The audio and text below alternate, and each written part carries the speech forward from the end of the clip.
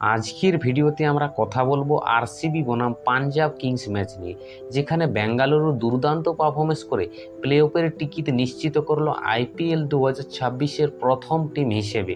সত্যি বেঙ্গালুরু আজ দারুণ খেলেছে। তো বন্ধুরা, ম্যাচের শুরু থেকে আরসিবি ছিল একেবারে আক্রমণাত্মক মুডে। বিরাট কোহলি আজ শুরু থেকেই পাঞ্জাবের বোলারদের উপর চাপ সৃষ্টি করে তার ব্যাট থেকে আজ গুরুত্বপূর্ণ 58 রানের একটা ঝড়ো ইনিংস আসে। তার মধ্যে 3টে ছক্কা এবং 4টে চার ছিল। অসাধারণ খেলেছেন আজ বিরাট কোহলি।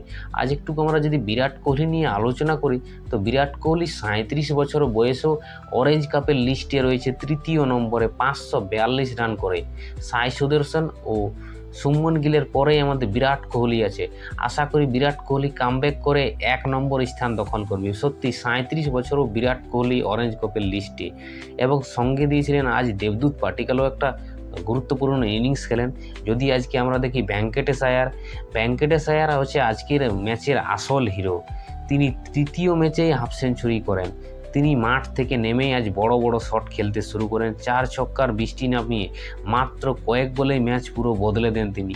শেষ পর্যন্ত অপরাজিত 73 রানের ইনিংস খেলে আরসিবিকে প্রায় 222 রানের বিশাল স্কোরে পৌঁছে দেন, এবং আজ পাঞ্জাবের বোলিংদের উপর কেউ কোনো প্রভাবই ফেলতে পারেনি। সত্যি, বিশেষ করে ডেথ ওভারে আজ আরসিবি যেভাবে রান তুলেছে, সেইখানেই ম্যাচটা অনেকটাই হাতছাড়া হয়ে গেছে পাঞ্জাবের।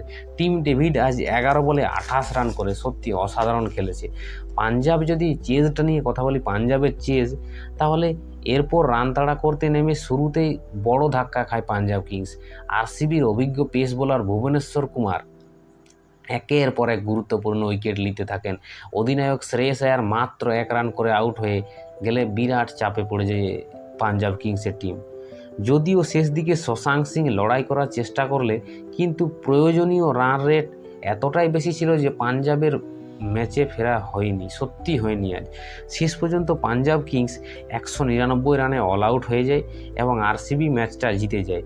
এবং এই হারের ফলে পাঞ্জাব কিংস টানা 6টা ম্যাচ হারলো পরপর। সত্যি, যে টিমটা নম্বর 1 ছিল সেই টিমটা এখন একদম লাস্ট পজিশনে হয়ে গেছে।